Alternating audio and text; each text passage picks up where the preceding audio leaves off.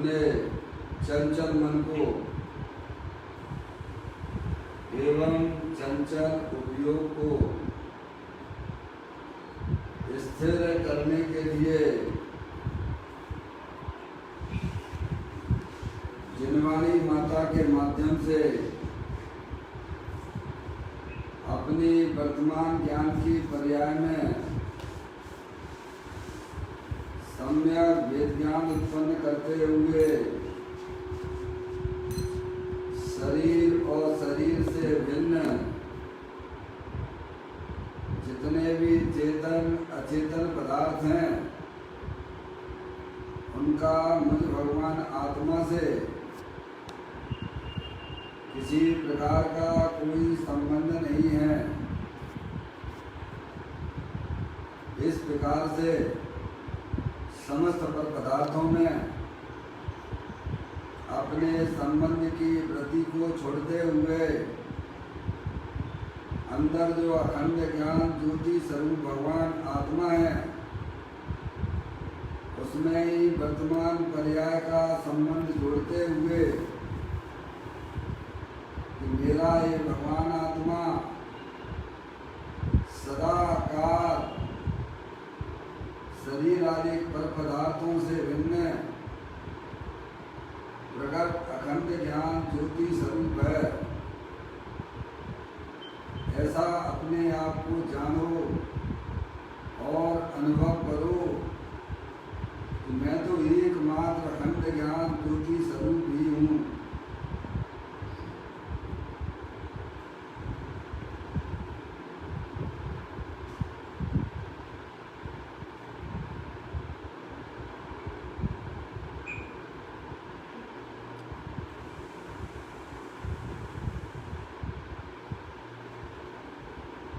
इसी प्रकार से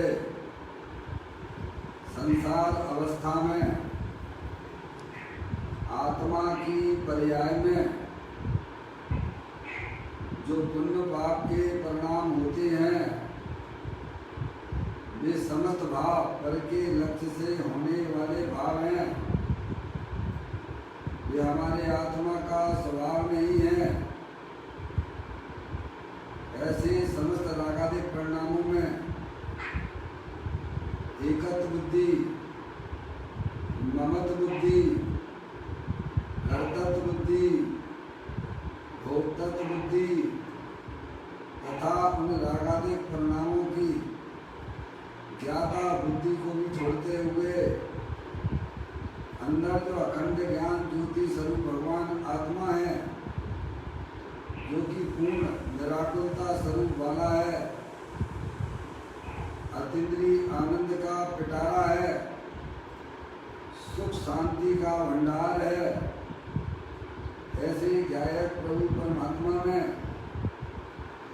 शरीर रागादिक का लक्ष्य छोड़ते हुए मैं तो पूर्ण ज्ञानानंद मूर्ति भगवान आत्मा हूँ।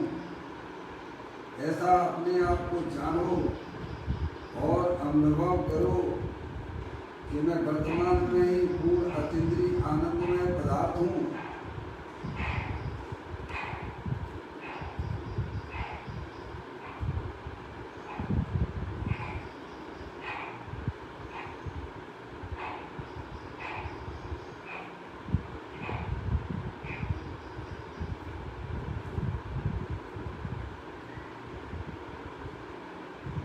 इसी प्रकार से संसार अवस्था में आत्मा की पर्याय में जो पर के लक्ष्य से होने वाला ज्ञान है वह परलक्षी ज्ञान भी हमारे आत्मा का स्वभाव नहीं है। वह परलक्षी ज्ञान तो इंद्रिय जनित ज्ञान है। ऐसे परलक्षी ज्ञान में भी सम्यक वेद ज्ञान उत्पन्न करते हुए शरीर रागादिक परिणतियाँ और परलक्षी ज्ञान की पर्याय से भी भिन्न मैं तो एकमात्र अखंड ज्ञान ज्योति स्वरूप ही हूँ।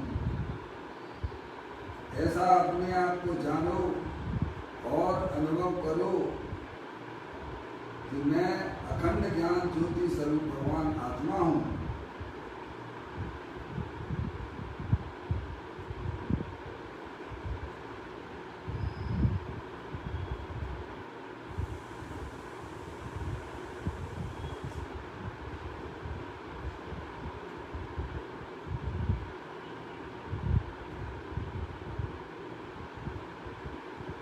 मेरे भगवान आत्मा में शरीर, रागादिक परिणतियां और परिलक्षित ज्ञान की पर्याय प्रवेश नहीं करती है, क्योंकि मेरा ये भगवान आत्मा सदाकाल शुद्ध वीतराग विज्ञान घन स्वरूप है। ऐसा अपने आप को जानो और अनुभव करो कि विश्व का कोई भी पदार्थ हमारे आत्म स्वरूप के अंदर प्रवेश नहीं करता है। यहाँ तक कि आत्मा की पर्याय में होने वाले रागादिक परिणाम, उनका भी प्रवेश नहीं होता है। परिलक्षित ज्ञान की पर्याय भी जहाँ प्रवेश नहीं करती है, ऐसा मैं शुद्ध वीतराग विज्ञान घन स्वरूप भगवान आत्मा हूँ। ऐसा अपने आप को करो और अनुभव करो।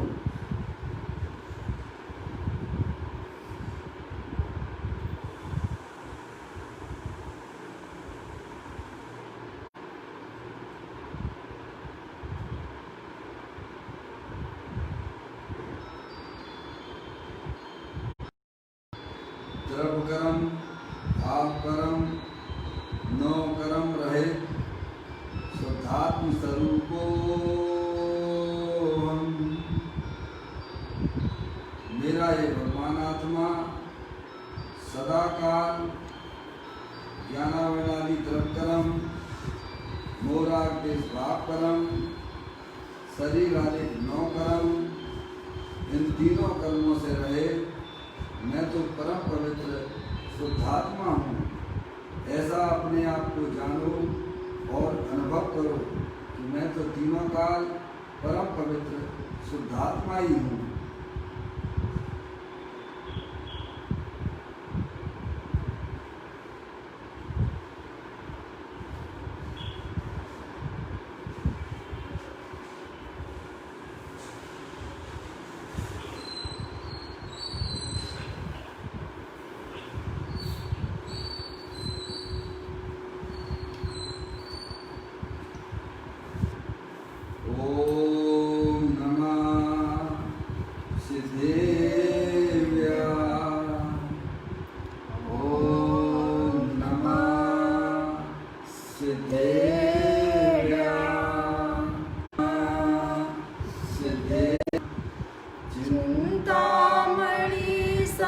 स्वयं का चैतन्य तत्व महान है।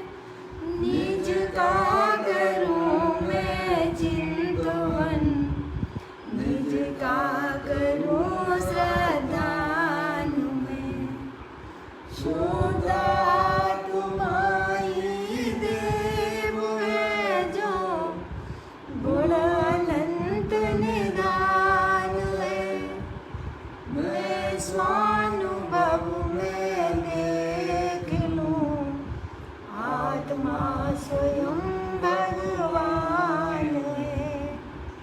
मैं स्वानुभव में देख लूं, भगवान है।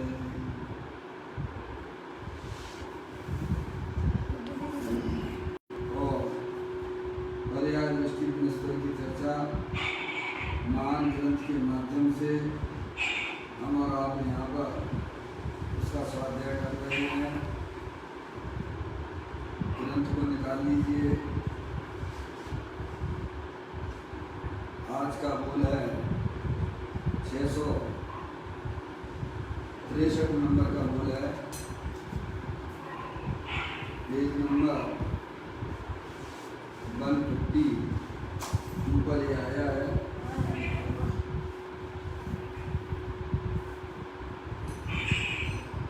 चलिए अपन पढ़ते हैं।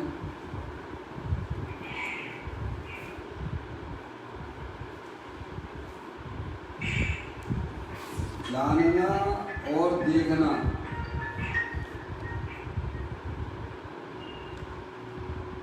जानना और देखना जिसका स्वभाव है, ऐसा आत्मा स्वयं ज्ञाता ज्ञायक ज्ञायक ज्ञायक तैरता हुआ भिन्न पदार्थ है।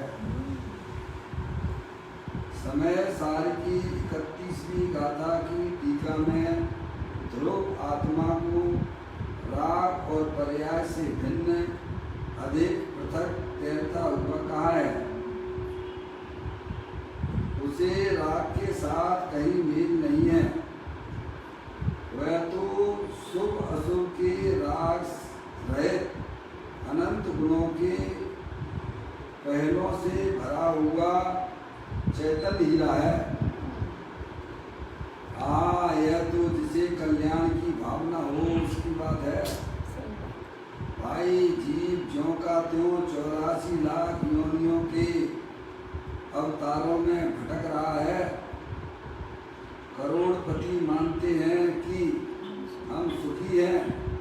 वे को जान बिना बंदे की ममता के परिणाम में मरकर नरक में या पशु में उत्पन्न होंगे, क्योंकि शुभ या अशुभ भावों का फल 4 गति है। शुद्ध भाव का फल मोक्ष है।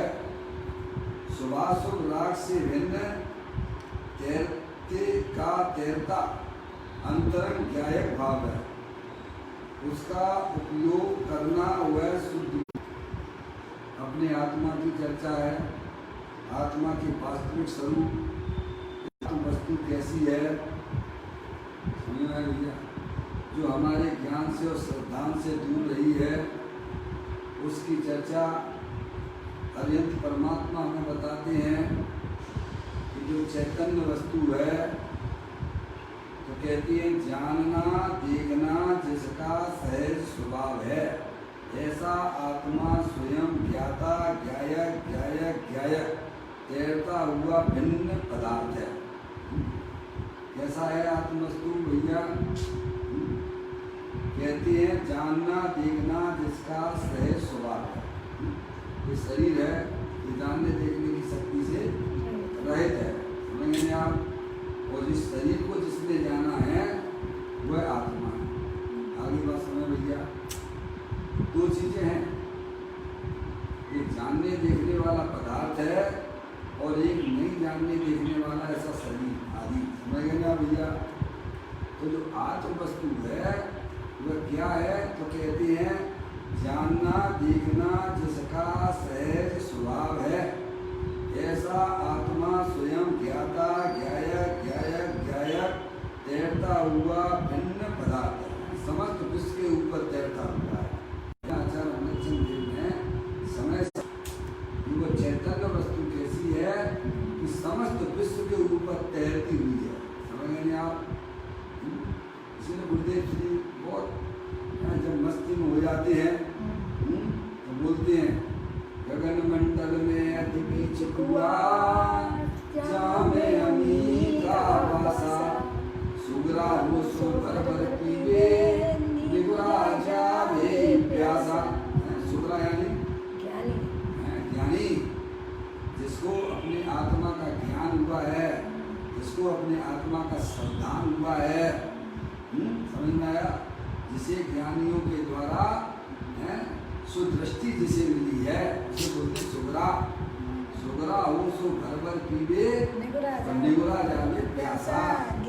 जिसे अपनी आत्मा की खबर नहीं है, जिसे कभी ज्ञानियों का जिसने कभी समागम नहीं किया है, समझ गए आप? वो जो है प्यासा ही रह जाता है। 4 गति 84 लाख योनियों में पर्याय में दुख उत्पन्न करता हुआ अपने आप को जहाँ से आया था वहीं चला जाता है, पशु बन जाता है, नरक में चला जाता है। समझ में ना? हमारे लिए ये जानना बहुत जरूरी है कि आखिर मैं कौन हूँ और उसका क्या स्वरूप है। मैं कौन हूँ, उसका क्या स्वरूप है। पंडित टोडरमल जी साहब ने भी श्रोता के स्वरूप को ये बात की है ना। वे जीव जो है भली होनहार है जिनकी, क्या कहा उन्होंने? बलि होनार है जिनके हृदय में मन में एक प्रश्न उत्पन्न होता है कि मैं कौन हूँ, मेरा क्या स्वरूप है, ये चारित्र कैसे बन रहा है, ये वर्तमान में ये मूल आग जिसके परिणाम होते हैं इनका क्या फल लगेगा, और मैं वर्तमान में दुखी हूँ तो सुखी होने का क्या उपाय है। समझ आया? वे जिनवाणी माता के नवीन श्रोता कहलाते हैं। हाँ भैया, भले ही हम पर जो है 50 साल से 60 साल से जिनवाणी पढ़ते हो, सुनते हो, सुनाते हो, लेकिन हमारे हृदय में, हमारे मन में ये विकल्प भी नहीं होता है। समझ लेना चाहिए है भाई साहब। तो हम नवीन श्रोता नहीं कहलाएंगे। मैं कौन हूँ, मेरा क्या स्वरूप है, और ये चारित्र कैसे बन रहा है, वर्तमान में ये मूल आग जिसके परिणाम हो रहे हैं इनका क्या फल लगेगा, और वर्तमान में मैं दुखी हूँ तो सुखी होने का क्या उपाय है। ये अंदर में इस प्रकार के जिसके प्रश्न अंदर में उठा करते हैं, वे जीव इसका समाधान करने के लिए माँ जिनवाणी माता के पास जाते हैं और उनका समाधान हो जाता है। क्या कहा भाई साहब? हमारे अंदर कोई अभी है ही नहीं, जिज्ञासा ही नहीं है, रुचि नहीं है, पढ़ने के लिए पढ़ लेते हैं, सुनने के लिए सुन लेते हैं, कभी ऐसा लगता ही नहीं है कि हमारा संसार ये दुख की पर्याय कैसे आ रही है, मेरा क्या वास्तविक स्वरूप है? यहाँ तो ज्ञानी हमें समझाते हैं, आचार्य अमृतचंद देव ने ये बात लिखी है, जानना देखना जिसका सहज स्वभाव है। कैसा स्वभाव है?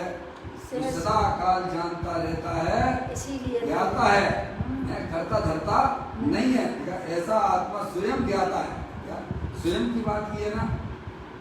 हमें तो आत्मा कह के ऐसा लगता है कि साहब वो तो आत्मा को दूसरे अकाउंट में डाल देते हो आप, स्वयं ज्ञाता रूप से अनुभव नहीं करते हो, स्वयं उसमें अपनापन स्थापित नहीं करते हो, इसीलिए हमें लगता है वो तो आत्मा की बात है। समझ में आया भैया?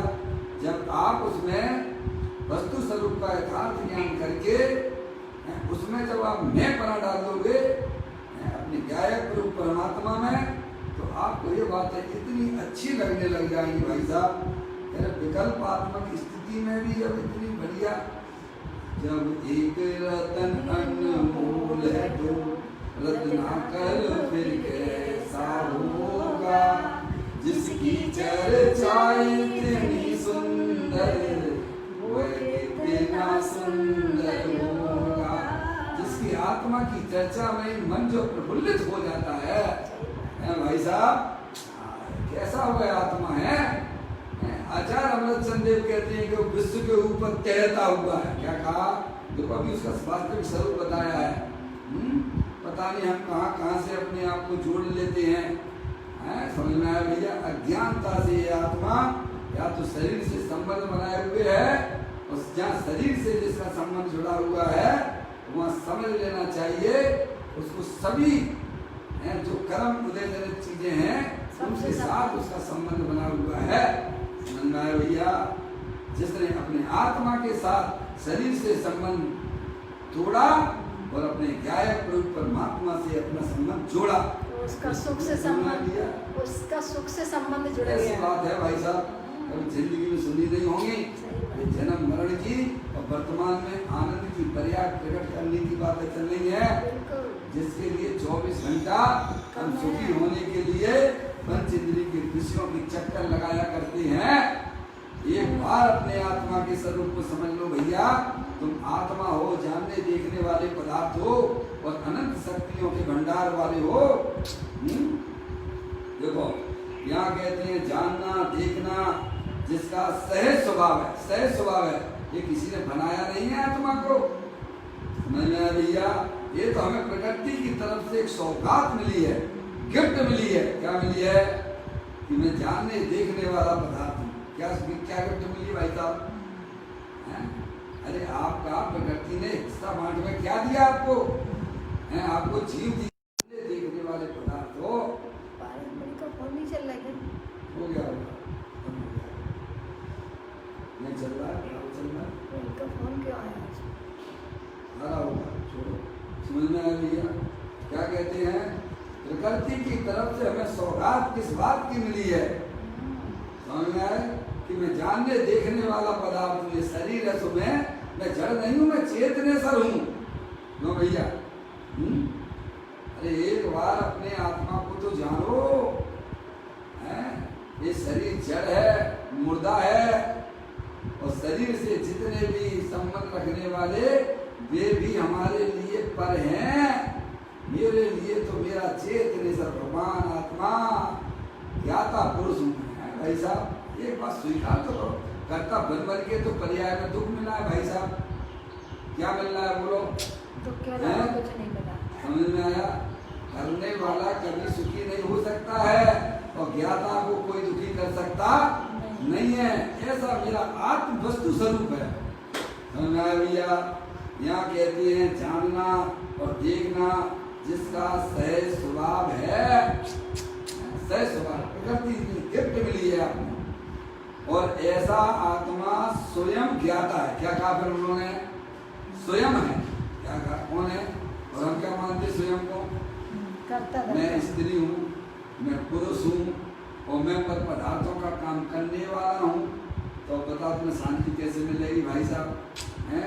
ये तो ऐसी हिसाब किताब हो गया है जैसे हवा चल रही है पूरब की साइड में और पतंग उड़ाई जा रही है पश्चिम में।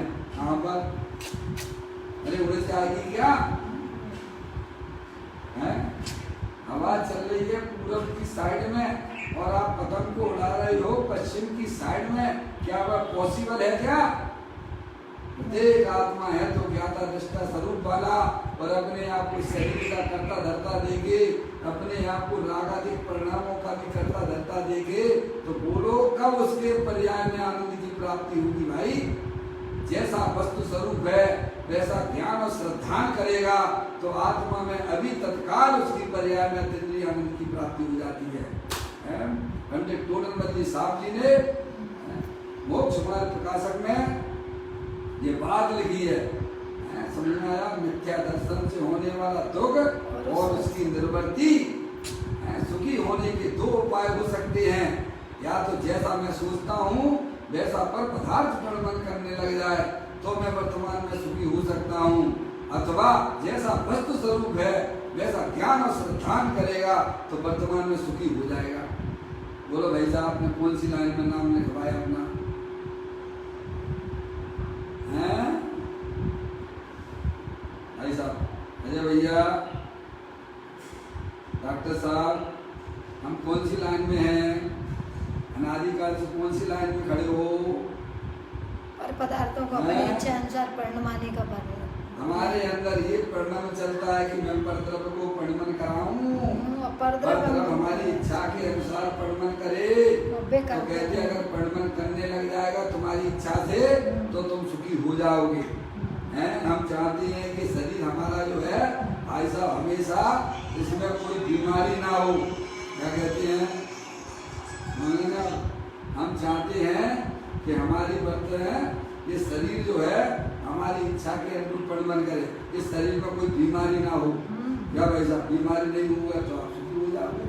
और केवल ये कि जोरम है स्त्री भी हमारी इच्छा के अनुसार परिणमन करे ना, बाहर के बच्चे भी हमारी इच्छा के अनुसार परिणमन करे ना, सारा विश्व हमारी इच्छा के अनुसार परिणमन करे, ये भाव रखता है। ज्ञानी समझाते हैं देखो भैया, सुखी होने की दो व्यवस्थाएं हो सकती हैं।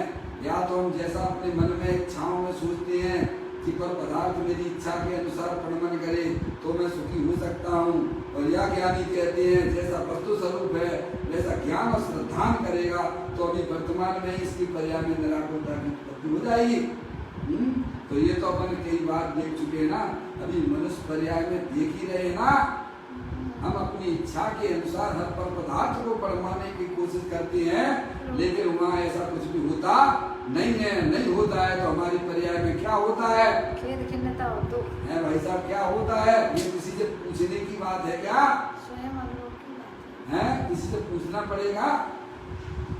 दुख की पर्याय उत्पन्न होती है, और ज्ञानी कहते हैं कि तुम तो भाई साहब ज्ञाता दृष्टा पुरुष हो, ज्ञायक हो, आत्मा हो, चेतनेश्वर हो, शरीर तुम नहीं हो। क्या कहा भाई साहब? ऐसा ज्ञान श्रद्धा करोगे तो अभी देखो आपकी पर्याय में ना निराकुरता की उत्पत्ति हो जाए तो ज्ञानी कहते हैं हमारे पास चले आना। समझ में आया भैया? यहाँ कहते हैं जानना और देखना जिसका सहज स्वभाव है, ध्यान रखिए है। और ऐसा आत्मा स्वयं ज्ञाता है। क्या हो, कौन हो तुम भैया? कौन सी कोठी में जाओगे तुम? शरीर की कोठी में बैठना चाहोगे कि अमृत का कुंड जो भगवान आत्मा है उसमें बैठना चाहोगे? अमृत का कुंड भगवान है। जड़ मानोगे, अपने आप को शरीर रूप से जड़ रूप से देखोगे तो आने वाली आगे वाली पर्याय तुम्हें जड़ जैसी मिलने वाली है। निरोध की तुम्हारा ज्ञान भी इतना कमजोर हो जाएगा कि भाई साहब वहां से उठना भी मुश्किल हो जाएगा। समझ में आए भैया? हमें अपने दर्शन का, हमें अपने ज्ञान का, हमें अपने वीर का सदुपयोग अपने ज्ञाय प्रयोग परमात्मा में करना चाहिए। अभी नीचे लाइन आने वाली है, समय तो थोड़ा कम रहता है, देखिएगा। जानना और देखना जिसका सहज स्वभाव है, ऐसा आत्मा स्वयं ज्ञाता, ज्ञायक, ज्ञायक, ज्ञायक और कैसा है? तैरता हुआ भिन्न पदार्थ है। समस्त लोक के पद है, समस्त।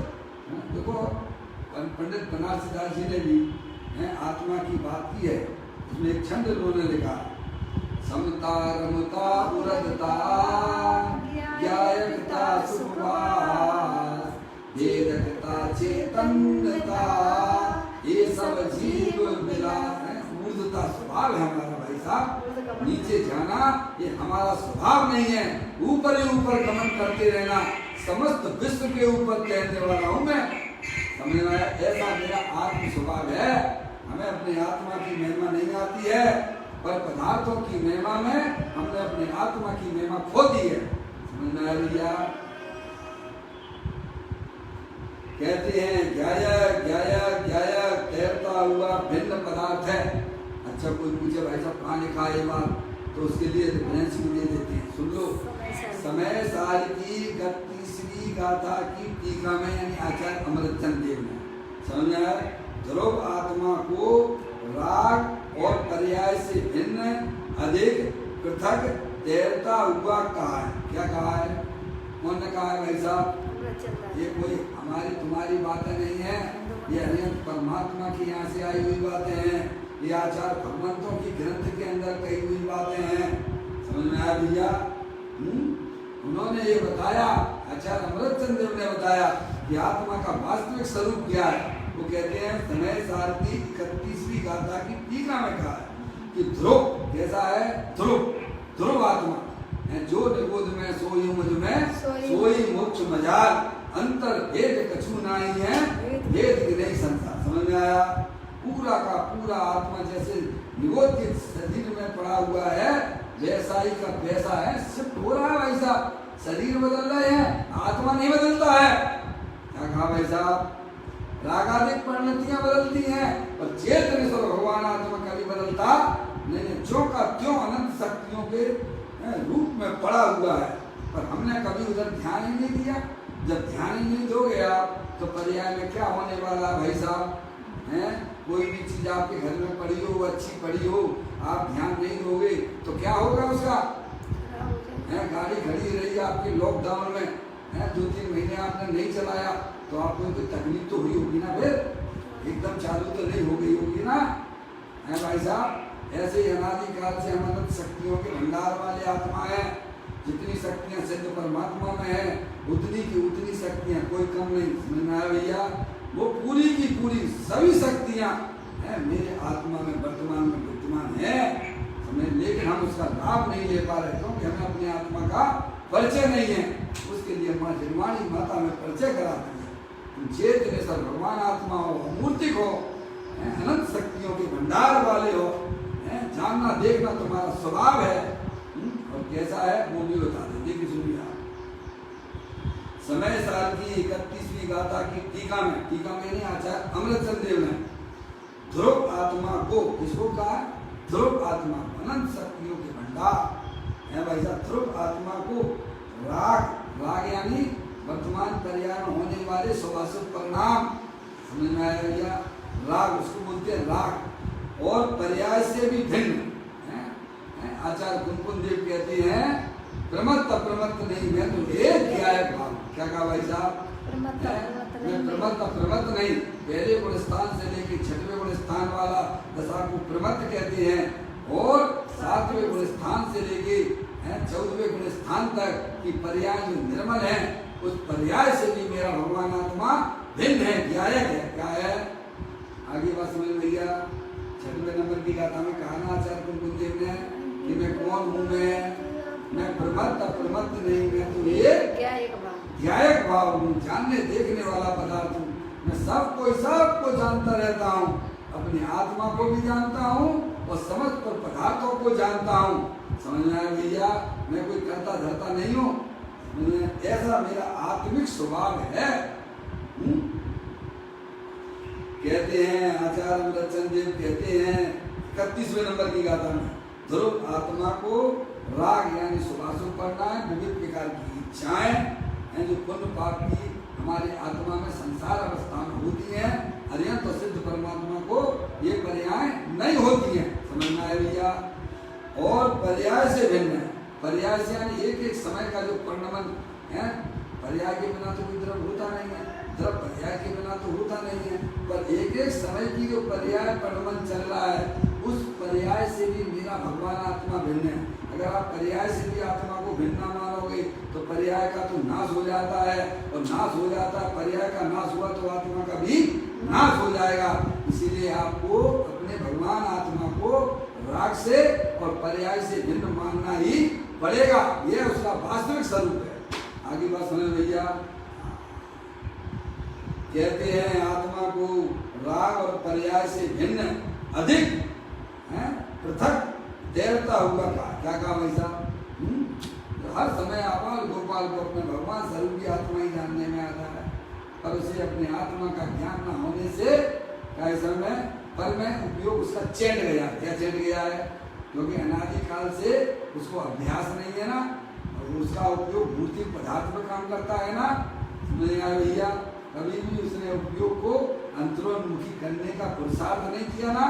समझ आया भैया? इसीलिए बारी बार चेंटता रहता है। सबको अपना अतीन्द्रिय स्वरूप भगवान आत्मा जानने में आना। ऐसा कहाँ लिखा है भाई साहब? आचार्य कुंकुमदेव ने 70वें और 18वें नंबर की गाथा में लिखा है।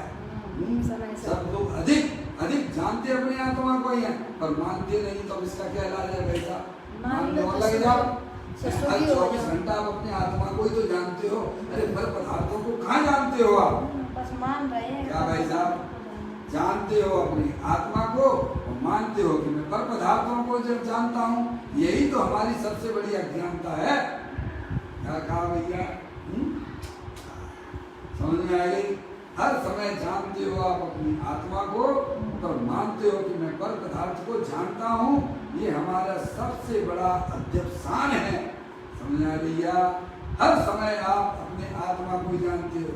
जैसे कुत्ता हड्डी को चबाता है भाई साहब, लेकिन स्वाद उसको आता है तो काय का हड्डी का आता है, तो उसके ब्लड का आता है, उसके रक्त का आता है। आता है। मानता क्या है? मानता ये हड्डी में से आ रहा है। एक दूसरा उदाहरण, कुत्ता कांच के घर में घुस गया, कांच के घर में कुत्ता घुस गया, क्या सब तरफ कांच ही कांच लगे हुए, पूरे कांच का घर है, और वह उसमें घुस गया अंदर जाके, और उसे बहुत सारे कुत्ते दिखाई देते हैं। क्या दिखाई देते हैं? बहुत सारे कुत्ते दिखाई देते हैं और भौंकता है। कितने कुत्ते दिखाई दे रहे हैं उसे? सब जगह कांच लगा तो कुत्ते कहाँ? पूरा कांच का महल बना हुआ है, कुत्ता उसके अंदर घुस गया है, और उस कुत्ते को क्या दिखाई देता है? तो दूसरे कुत्ते दिखाई देते हैं। अरे बोलो ना, दूसरे अन्य कुत्ते दिखाई देते हैं, तो अन्य कुत्ते जिसे दिखाई दे रहे हैं तो उसकी हालत कैसी होगी? भौंकता है, चुपचाप शांति से बैठ जाएगा वो। समझ में आया भैया? तो वह उस कांच वाले कुत्ते से लहूलुहान हो जाता है, भौंकते भौंकते। समझ में आया भैया? ऐसे ही अज्ञानी जीवों को सभी को जानने में आ रहा है अपना आत्मा, पर मानता है कि मैं पर को जानता हूँ। पर को ना तो अज्ञानी जानते हैं, और ज्ञानी की जानने की तो बात ही नहीं है। तो यहाँ अधिक शब्द का उपयोग किया गया। समझ में आया? पर्याय से भिन्न और अधिक और पृथक, या किसी में आत्मा की मिलावट होती ही नहीं है और कभी हुई नहीं है।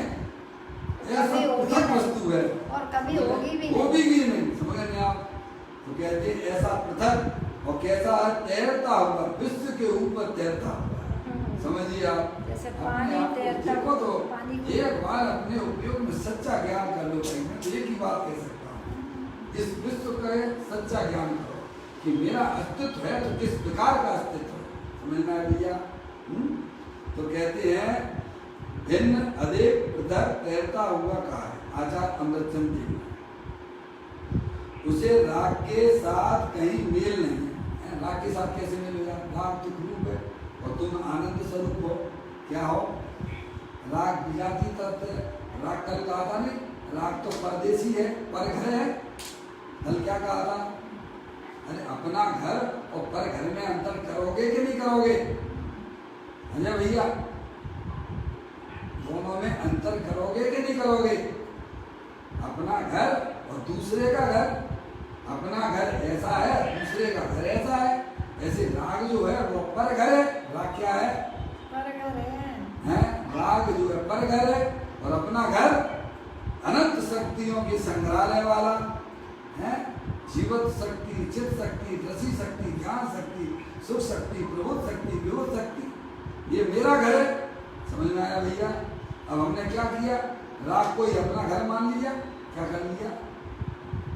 किसको मान लिया? राग को ही अपना घर मान। अपनी इच्छाओं को ही अपना घर मानने बैठ गए कि साहब मेरी कोई सुनता ही नहीं है। तो मेरा नहीं सुनता तो मतलब क्या? तेरे है ही नहीं है तो किसमें अपनापन है? पर में। मेरी सुनता नहीं है कोई, तो आपने कसाईयों में अपनापन स्थापित किया कि आत्मा में स्थापित किया? पर घर में स्थापित कर दिया। अब निरंतर दुखी बने रहते हो। समझ में आया भैया? ज्ञानी कहते हैं राग का और आत्मा का कोई मेल नहीं है। राग तो तुकरूप पदार्थ है, क्षणभंगुर पदार्थ है, समझे? और मेरा भगवान आत्मा अतीन्द्रिय आनंद स्वरूप है और स्थायी वस्तु है। समझ में आई भैया? तो कहते हैं राग का, उसे राग के साथ कहीं मेल नहीं है। अपने आत्मा का और राग का कहीं मेल होता ही नहीं है। वह तो सुभाषुभ के राग रहित है। वह यानी अपना चैतन्य स्वरूपी भगवान आत्मा कैसा है? सुभाषुभ पर्यायों से रहित।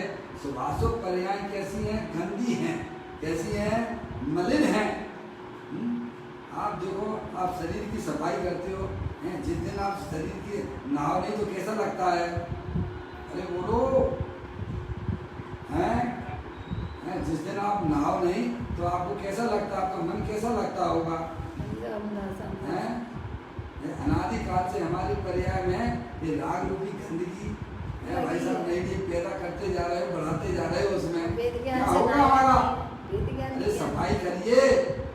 गाड़ी की आप सफाई करते हो, उसमें इंजन में तेल आदि सफाई आदि करते हो तो कितनी बढ़िया चलती है। अजय भैया, कितनी हल्की चलती होगी। ऐसे ही आत्मा में होने वाली जो गंदगी सुभाषुभ भावों की है, वो गंदगी है।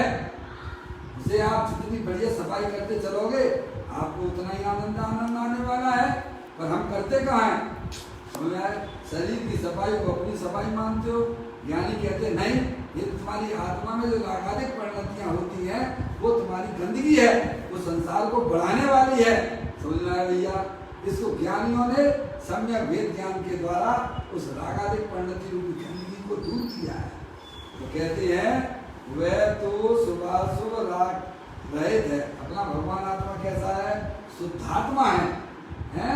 रागादिक परिणतियों से पार है। मैं बोलता हूँ द्रव कर्म, भाव कर्म, नौ कर्म से रहे शुद्धात्म स्वरूप को हम समझने। आप मेरा भगवान आत्मा कैसा है? जिसने कभी शरीर को छुआ नहीं, जिसने कभी कर्मों को छुआ तक नहीं, और जिसने रागादिक परिणतियों को भी कभी छुआ नहीं है, ऐसा भगवान आत्मा धीरे धीरे वर्तमान में शुद्ध बैठा हुआ है। अगर शुद्ध ना होता तो आचार्य कुंदकुंद देव 186वें नंबर की गाथा में ये हमने क्यों कहते? जो शुद्ध जाने आत्म को और शुद्धता को प्राप्त। बोलो, आचार्य कुंदकुंद देव ने लिखा है कि नहीं लिखा है? 186वें नंबर की गाथा समय साहब जी में आचार्य कुंदकुंद देव ने ये बात लिखी है कि नहीं लिखी है? जो शुद्ध जाने आत्म को वह शुद्धता को प्राप्त हो। बराबर? कौन से काल के थे आचार्य कुंदकुंद देव? आचार्य गुरुदेव कौन से काल के थे? चौथे काल के, तीसरे काल के? पंचम काल के थे ना। पंचम काल के मुनिराज हैं, उन्होंने इतनी मेहनत करी, उन्होंने सब जाना, पढ़ा, समझा और अनुभव के द्वारा वे कहती हैं। समझ में आया? तभी तो कहते तुम भी जान सकते हो। हम पहले मिथ्या दर्शन लेके आए थे, तुम्हारे जैसे अज्ञानी थे, लेकिन हमने आगम का सेवन किया है, युक्ति का अवलंबन लिया, पर अपर गुरु के उपदेश से मैंने स्वयं स्वानुभव के द्वारा उस आत्मा का अनुभव किया है। समझ में आया भैया? इतनी मेहनत तो करना पड़ेगी ना। है? दुनिया भर की मेहनत करते रहते हो, बैरमुखी होकर है, जिसमें संसार दुख के अलावा कुछ भी नहीं है। इतना काम भाई साहब आप नहीं कर पा रहे हो, हमें करना चाहिए, ध्यान देना चाहिए और सब किया जा सकता है। अरे मैं कहता हूँ कि त्रियंश गति का जीव भी संगीत पंचेंद्री है, वह भी गिलहरी भी क्यों ना हो, वह भी यह सम्यक दर्शन अपने आत्मा की अनुभूति कर सकती है। समझ में आया भैया? और हम आप तो मनुष्य है ना, संगीत पंचेंद्री पर्याय प्राप्त हुई है ना, जिन्हें गुण मिला है, सारी बातें हमारे ज्ञान में आ रही हैं, और फिर भी हम अपनी कठिनाइयों को लेके हैं साहब हम तो नहीं कर सकते। समझ? अरे नार की जीव भी ये काम कर लेते हैं, नरकंड में रहने वाला नारकी भी अपनी आत्मा का अनुभव कर लेता है। तो भाई साहब ये मनुष्यों को ये तकलीफ होने की कोई बात हो सकती नहीं है। यहाँ कहते हैं उसके राग के साथ कहीं मेल नहीं है। अपने भगवान आत्मा ज्ञाता स्वरूप है, शुद्ध स्वरूप है, शुद्धता का भंडार है, राग का और हमारे आत्मा का कोई मेल होता नहीं है। वह तो सुभाषुभ के राग रहे, अनंत गुणों के पहलों से भरा हुआ चैतन्य हीरा, या चमकता हुआ चैतन्य हीरा, दे देवल में शरीर से भिन्न, राग से भिन्न, पर्याय से भी भिन्न, ऐसा चेतन सब भगवान आत्मा चैतन्य हीरा दे देवल में विराजमान है। जिनकी दृष्टि वहां पर पड़ जाती है, वे जीव पर्याय में अतिथि आनंद की प्राप्ति कर लेते हैं, सम्यक ज्ञान प्राप्त कर लेते हैं। इसमें कोई आपके पैसे ऐसे नहीं लग रहे हैं। समझ में आया? जरूरत है तो आपकी रुचि की, क्या विचार? आप अपने आत्मा के प्रति आपको रुचि नहीं है तो कोई भी आपको कह समय है भाई साहब, आप कोई भी पदार्थ आपका कल्याण कर नहीं सकता है। हमें अंदर में स्वयं अपने कल्याण की भावना अंदर में होना चाहिए, जागृत होना चाहिए कि मनुष्य पर्याय मिली है, जिन्हें मिला है, तो अभी हमें इस काम को व्यवस्थित तरीके से समझ के अपने आत्मा के पास में आनंद लूटना चाहिए।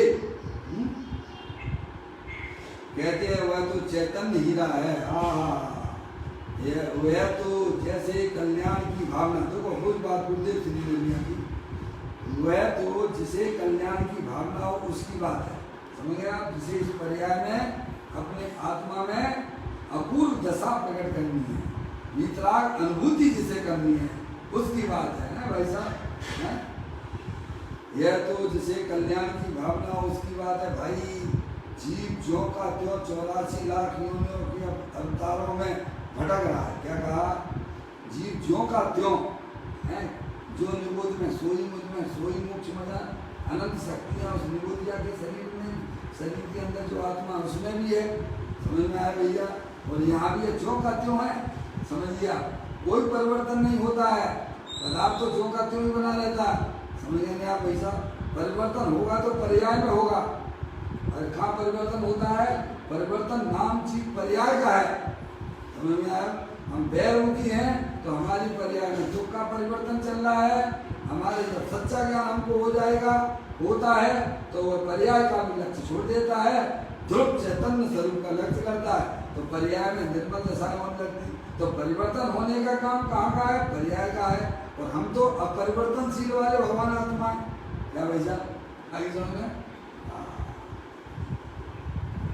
कहते हैं जीव ज्यों का त्यों 84 लाख योनियों के अवतारों में भटक रहा है। समझ गया? यहाँ से वहाँ से मनुष्य बन गया, फिर त्रियंश बन जाएगा, फिर नारकी बन जाएगा, क्योंकि उसे अपनी आत्मा की खबर नहीं है। समझे आप? तो कहते हैं 84 लाख योनियों के अवतार में भटक रहा है।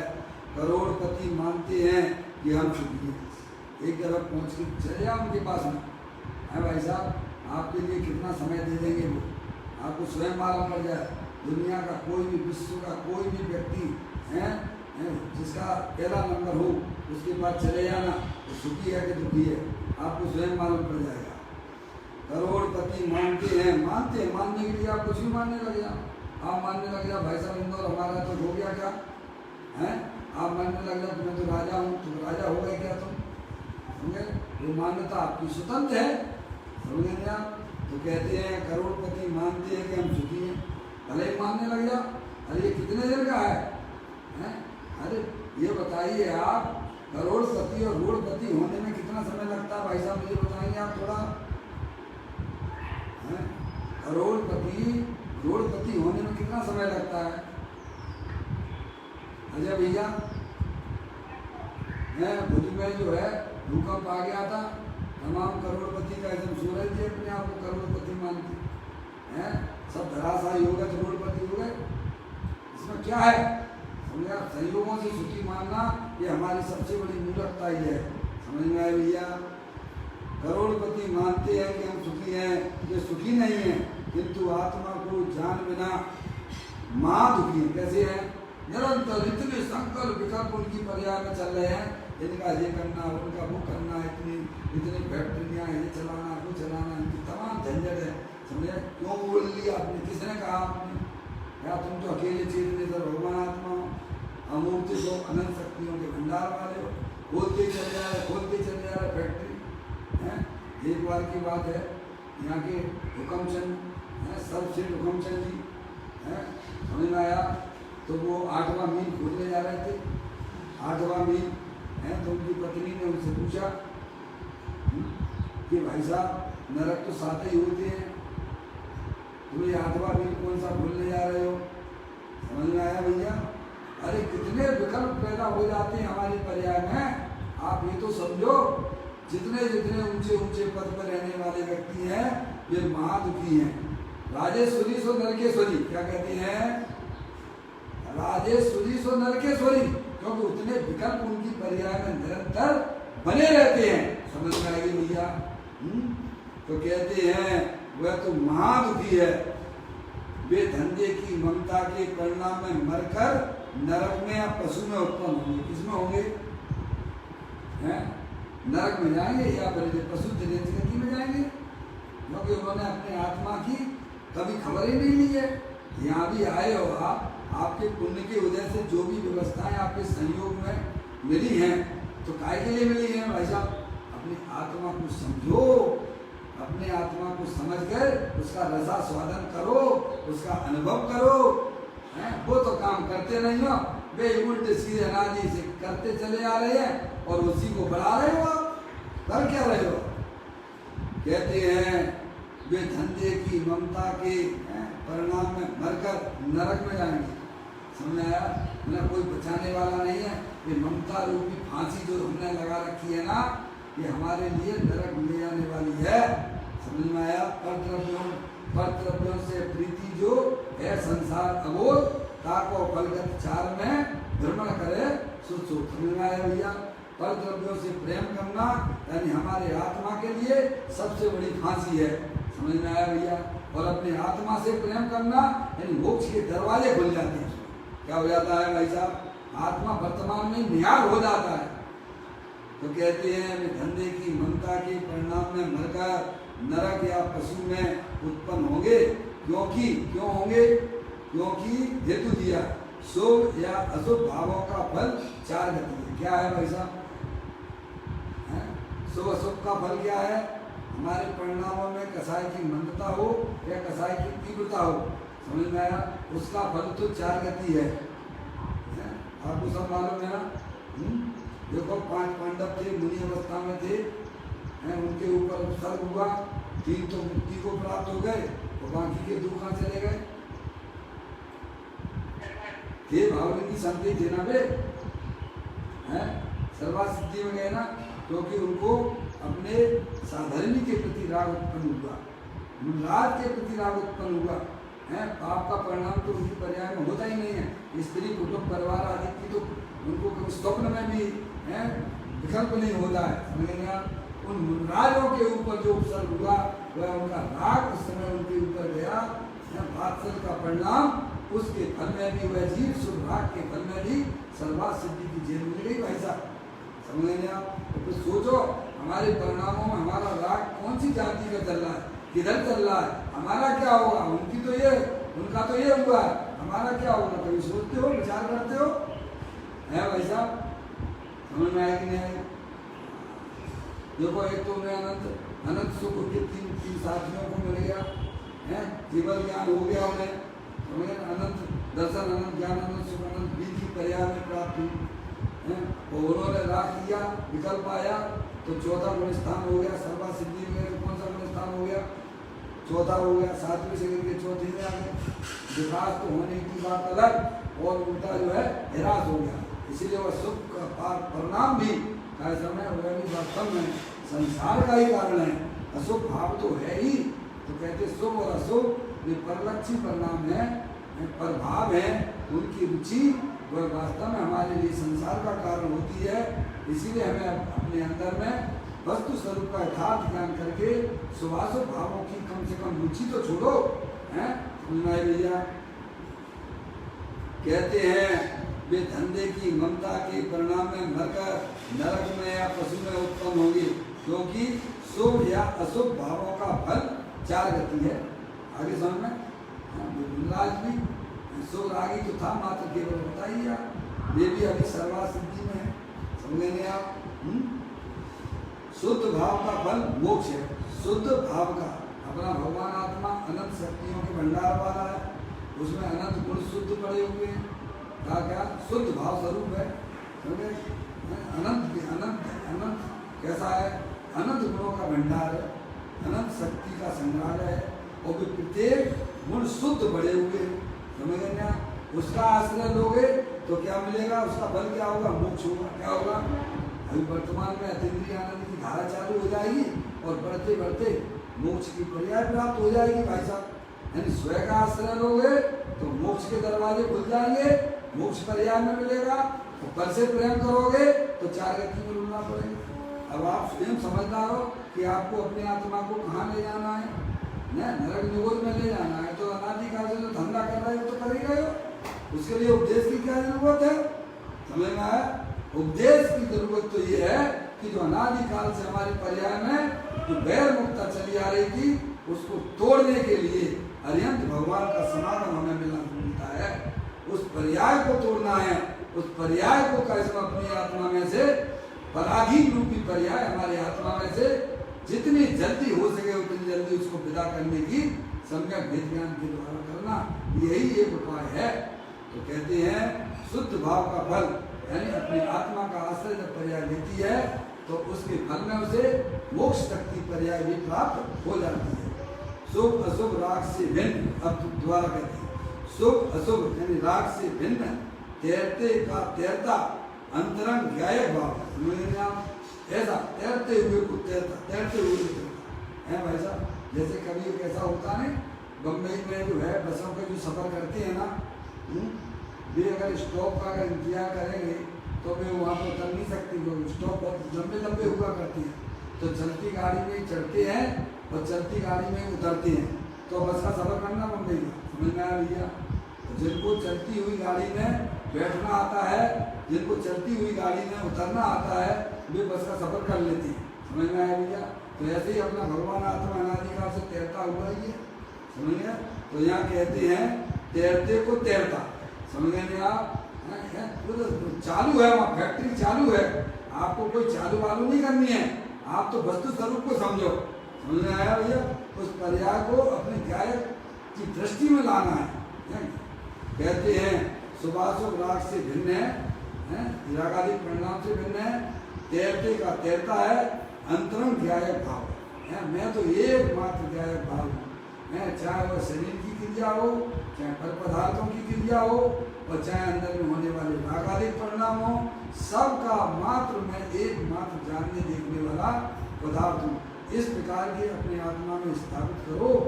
मैं किसी का करता धरता नहीं हूँ। उसका उपयोग, अब कहते हैं उसका उपयोग करना होगा शुद्ध उपयोग। ऐसा जो ज्ञायक रूप परमात्मा जो राग से भिन्न है, पर्याय से भी भिन्न है, ऐसे ज्ञायक रूप परमात्मा को जो पर्याय विषय बनाती है उसे ज्ञानी शुद्ध उपयोग कहते हैं। क्या कहते हैं? जो अंदर में देह देवल में विराजमान भगवान आत्मा शरीर से भिन्न है, राग से भिन्न है और एक समय की पर्याय से भी भिन्न है। जो उपयोग वर्तमान में बरतता हुआ उपयोग उसका लक्ष्य करता है तो उसे ज्ञानी शुद्ध उपयोग कहते हैं और वह शुद्ध उपयोग ही वास्तव में साक्षात मुक्ति का कारण हुआ करता है। इस प्रकार से बहुत सुंदर चर्चा अपन ने 663 नंबर की बुक के माध्यम से पढ़ी है। हमने तो आपको मात्र संक्षेप में इसको समझाने का प्रयत्न किया है। आप इसे बैठ के समझ कर खूब विचार करना, चिंतन करना, तब आपको विशेष लाभ की प्राप्ति होगी। अभी अपना समय हो गया। निज निधि निज में बताई यह अनंत अनंत उपकार है उसके लिए जिनवाणिया को वंदना सतवार वंदना सतवार। 9 बार नमो कर्म।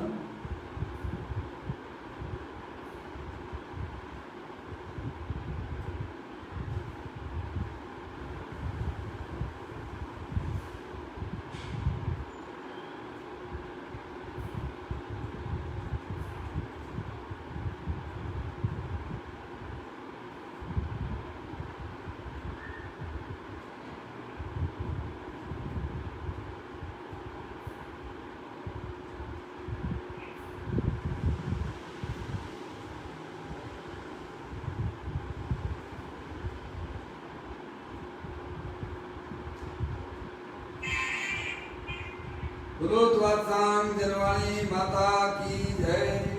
महान जैन धर्म की जय। सभी साधर्मी आत्मार्थी बंधुओं को सादर जय जिनेन्द्र, जय जिनेन्द्र, जय जिनेन्द्र, जय जिनेन्द्र, जय।